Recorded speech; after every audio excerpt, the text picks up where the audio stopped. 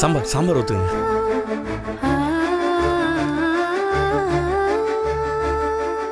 ஊற்றுங்க.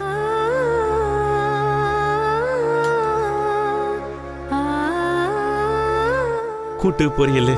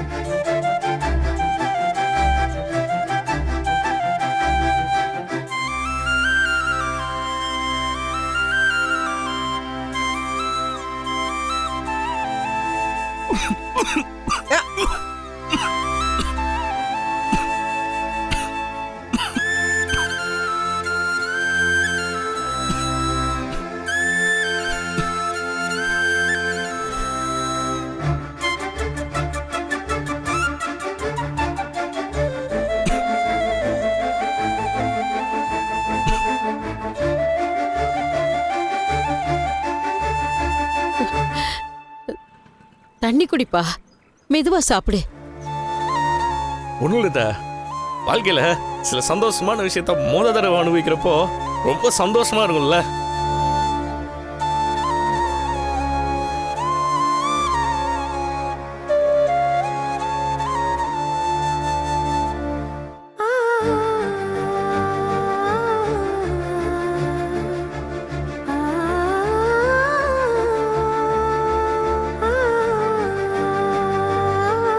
அதா சாப்பாடு சூப்பரா இருக்குதா.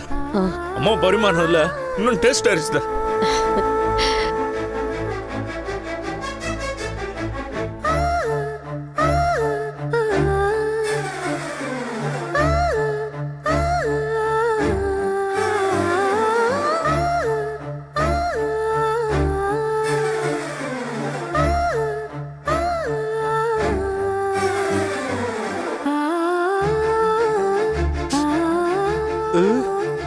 உன் கையால ஒரு வாய் சாப்பிட்டதுக்கே முத்து எவ்வளவு சந்தோஷப்படுறான் பாரு. உன் கையால சாப்பிட்ட ஞாபகமே இல்லைன்னு சொல்றான். எனக்கே கண் கலங்கிடுச்சு விஜயா. அவனுக்கு பரிமாறினதை வீடியோ எடுத்தியா? எல்லாத்தையும் கரெக்டா எடுத்துட்டேன். அவன் பேசினதையும் அவனுக்கு நான் பரிமாறினதையும் வெட்டி தூக்கி எறிஞ்சிரு. என்ன விஜயா இப்படி சொல்ற? ஏய், இப்ப தெரியாத ஆளுங்களுக்கு நாம சாப்பாடு போடுறோம். இப்ப என் பையனையும் உட்கார வச்சு சாப்பாடு போட்டா அந்த வீடியோ பாக்குறவங்க என்ன நினைப்பாங்க? ஏதோ செட்டப் பண்ண மாதிரி தெரியாது. அப்புறம் அதனால டாக்டர் பட்டம் கிடைக்காம போயிடக்கூடாது. அதை வெட்டி எடுத்துரு. என்னமோ போ. ஆனா முத்துவ உன் பையன்னு சொன்னியே, அது வரைக்கும் சந்தோஷம்.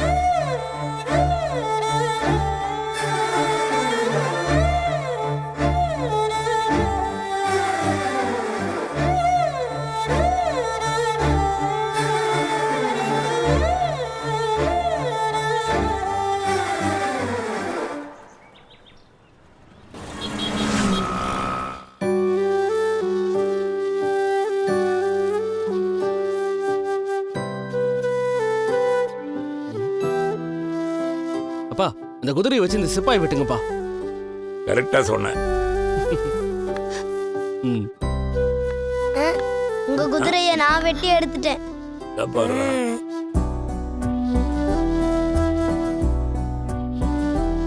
உன்பத்த கேட்டன.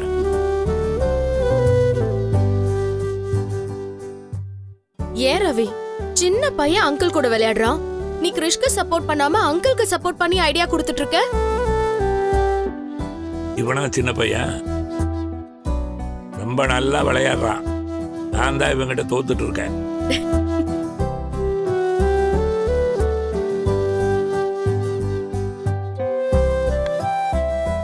பா, உங்களுக்கு செஸ் கூட விளையாட தெரியுமா? டேய், அப்பா தான் நல்லா விளையாடுவாரு. சின்ன வயசுல எனக்கே அவர் தானே சொல்லி கொடுத்தாரு. அப்படியா? எனக்கு அப்படி ஒன்றும் ஞாபகம் இல்லையே.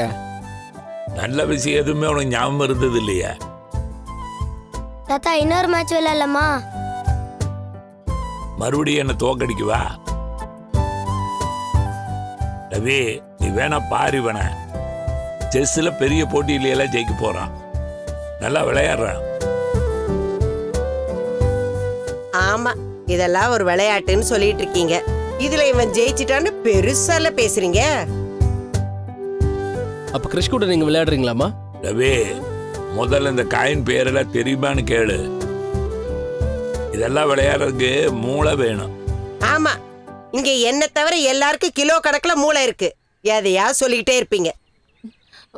மாமா காஃபி.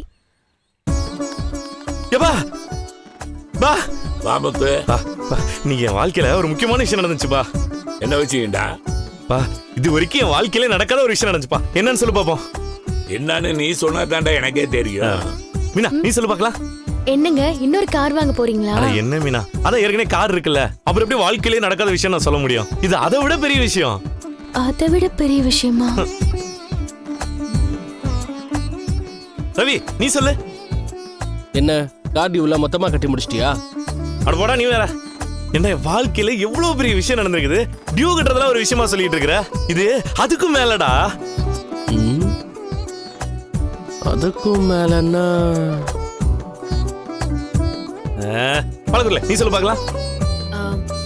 உங்களுக்கு ஏதாவது லாட்டரி அடிச்சிருக்கா? நம்ம ஊர்ல ஏதுமா லாட்டரி எல்லாம், நீ வேற. இது அதுக்கும் மேல. மீனா, இவரை பத்தி உங்களுக்கு தான் முழுசா தெரியும். உங்களால ஏதாவது கெஸ் பண்ண முடியுதா? இவரை பத்தி தினமும் ஒவ்வொரு விஷயம் புதுசா தெரிஞ்சுக்கிட்டு தான் இருக்கேன். இப்ப அவர் எது சொல்றாருன்னு எனக்கும் புரியல. அப்படி என்னடா பெரிய விஷயம் நடந்துச்சு? இல்ல என்கிட்ட ஏதாவது சொல்லாமையே நீ பரீட்சையில பாஸ் பண்ணிட்டியா? அட என்னப்பா நீ வேற. காலம் போன காலத்துல போய் இதுக்கு மேல நான் டிகிரி படிச்சு பாஸ் பண்ண போறேன்னா நமக்கு படிப்புக்கெல்லாம் ரொம்ப தூரம்ப்பா.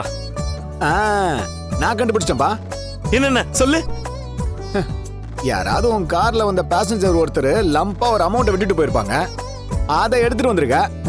அதானே இவ்வளவு சந்தோஷம். அது எப்படிடா உன்னால மட்டும் இப்படிலாம் யோசிக்க முடியுது? அவர் அடுத்தவங்க பணத்தெல்லாம் எடுத்துட்டு ஓடுறவர் இல்ல. அவர் கார்ல வரவங்க ஒரு சின்ன பொருளை விட்டுட்டு போனாலும் எவ்வளவு தூரமா இருந்தாலும் அதை தேடி கொண்டு போய் கொடுத்துட்டு வருவாரு. மீனா அவனை விடுமினா, அவன் புத்தி வேற எப்படி யோசிக்கும்? டேய் பணம் இருந்தா மட்டும் வாழ்க்கையில சந்தோஷம் வந்துடாதடா. எனக்கு நடந்ததெல்லாம் அதுக்கும் மேலடா. பார்லர்மா நீ சொல்லு பாப்போம். இப்பெல்லாம் நிறைய டிரைவர்ஸுங்க ஃபாரின்ல போய் ஒர்க் பண்றாங்க. அங்கேயே போய் ஒரு 10 வருஷம் வேலை பார்த்து சம்பாதிச்சுட்டு அப்புறம் இங்க வந்து பிசினஸ் ஏதாவது ஆரம்பிச்சு செட்டில் ஆயிடுறாங்க. அந்த மாதிரி நீங்களும் போக போறீங்களா? பாத்தியா மீனா, என்ன எங்கேயாவது அனுப்புறதுலயே குறியா இருக்குது பார்லரம்மா. அப்ப ஏதாவது புதுசா பிசினஸ் ஆரம்பிக்க போறியா? நான் கண்டுபிடிச்சிட்டேன். உங்ககிட்ட ப்ராப்ளம் பண்ணிட்டு இருந்த சீதாவோட ஹஸ்பண்ட் அருண் உங்ககிட்ட வந்து சாரி சொல்லிட்டாரு. நீங்க 2 பேரும் காம்ப்ரமைஸ் ஆயிட்டீங்க, அதானே? அவனாவது என்கிட்ட வந்து சாரி சொல்றதாவது யாருக்குமே எதுவுமே தெரியல. இது என் வாழ்க்கையில நடந்த முக்கியமான ஒரு விஷயம் சொல்றேன். அப்ப கூட யாராலையும் கண்டுபிடிக்க முடியல. எல்லாருமே தப்பா தான் சொல்றீங்க. இதுக்கு மேல எங்களால புதுசா யோசிக்க முடியாது. என்ன விஷயம்னு நீங்களே சொல்லுங்க. பா இன்னைக்கு நான் அம்மா கையில சாப்பிட்டேன்பா.